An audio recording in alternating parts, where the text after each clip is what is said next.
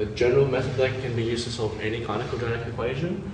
It's not as fast as using the general formula. However, completing the square allows you to derive a general formula. We'll get to that shortly.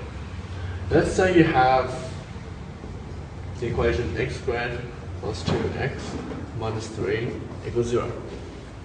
So this equation in its present form is slightly hard to deal with because you have an x squared and a 2x term. You need to use a bit of algebra to convert this expression into something else more manageable.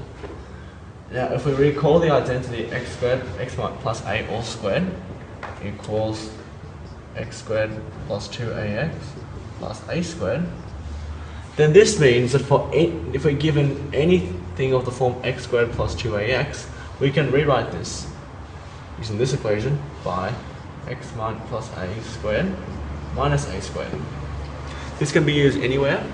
So the whole point is we can replace these first two terms with these two terms.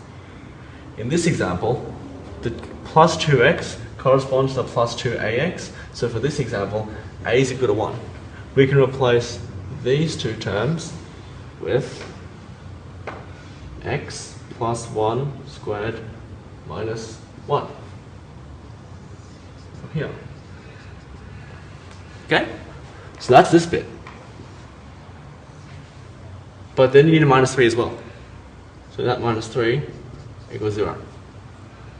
So what you do next is you can move the 1 and the 3 across the other side to give you x plus 1 squared equals 4. You can square root both sides. X plus 1 equals plus or minus 2. So x is equal to minus 1 plus or minus 2 equals minus 3 or 1. So in this way we'll solve the quadratic equation by completing the square. The whole purpose of converting this expression to this expression is so that in this expression you have an x and you have a squared, and that's all you have. Here you have an x and a squared, but you also have a 2x. Here you don't have the 2x anymore.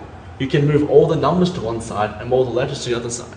If you try to solve this equation as is, you would get x squared plus 2x minus 3 equals 0. If you try to solve this by itself, you would get x squared plus 2x equals 3, and you can't really do anything at this stage. You've essentially hit a dead end.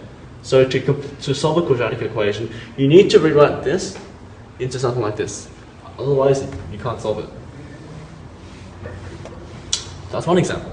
Now I'm going to go into a slightly more difficult or slightly messier example where you don't exactly have, you might not have whole numbers. So let's try this example. X squared plus x minus 4 equals 0. So look at this term. Always look at the terms without the constant first. So let's look at x squared plus x. Using x squared plus 2ax. If you use that, we see a equals a half. Okay? Because 2ax matches up with x, so 2a equals 1, a equals a half. Therefore, x squared plus x. So you substitute x equals a equals a half, x plus a half squared, and a half squared is a quarter. X squared plus x equals this. So x squared plus x minus 4. All you have to do now is take this expression and subtract 4 from it. X plus a half minus a quarter minus 4 equals 0. X plus a half squared equals 4 plus a quarter equals 17 on 4. Because that's 16 on 4, that's 1 on 4, so it's 17 on 4.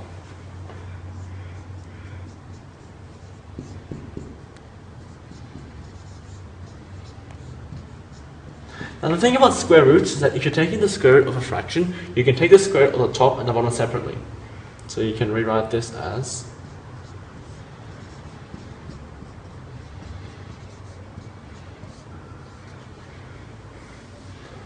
So now we can just write x equals minus a half plus or minus 17, root 17 on 2. And if you want, you can combine the two, you can write as the common denominator, minus 1 plus or minus 17 on 2. So again, that's a quadratic solved.